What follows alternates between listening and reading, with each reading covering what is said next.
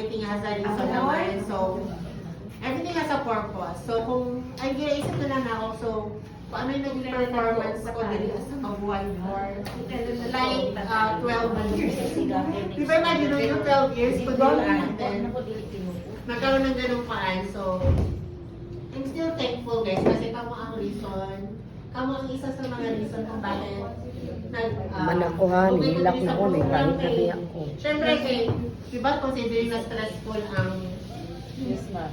very stressful talaga ang Naglaban ka namin ng sa Manila. Diba?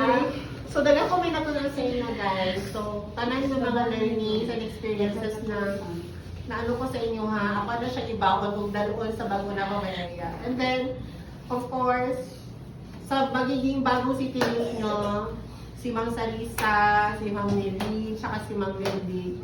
Kung ano yung treatment ko sa amin ni Ma'am Michelle, hinaotunta ka, same nagyapon. So, wala ibabago, guys. Wala ibabago sa inyo, ha?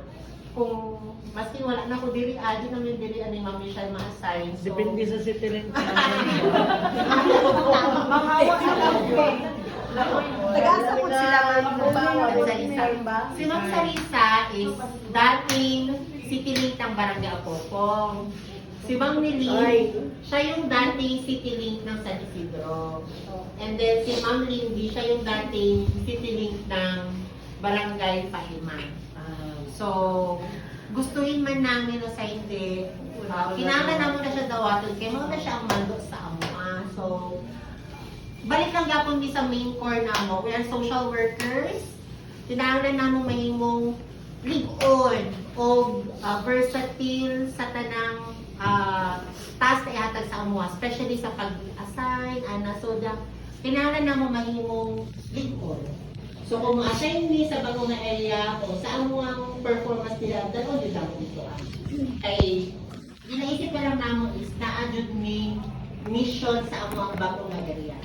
So, kung inaalaman, ako na siya gawaton, ako na hindi, kaya mo na siya mong trabaho. So, wala lang din na-expect na yung mga wala lang So, kami ng pod, pero nauna lang ina-inform sa inyo. So, and of course, magpakabuutan mo, ha?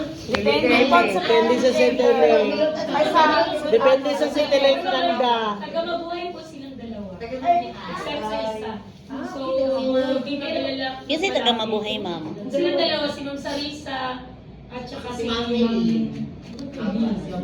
Si Ma'am Ang Nelly. nabutan na po sila. Siya talaga kahawak ng salita. Pero lahig yun ka eh. Wait yan.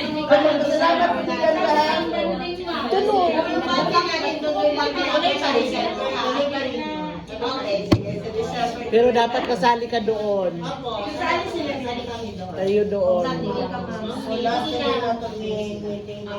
So, sakit din ba siya sa Sakit din ako pag at least nila ko kaganda nga daan may kahibalo gamay. Especially ako di ay ganda. Wala pa man mo sa ako, so sakit din siya first. Pero, di ba tumahawak pa? Uy, di naman ko sa dyan. Kita naman siya.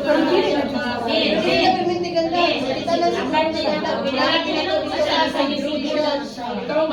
Mamiyas na gapon na. Ilang ka years pa nag-uban Si yung Ma'am ganda. Michelle, masign siya sa God Sound at saka sa... Sa North Korea and South Korea. Hindi mo kuban.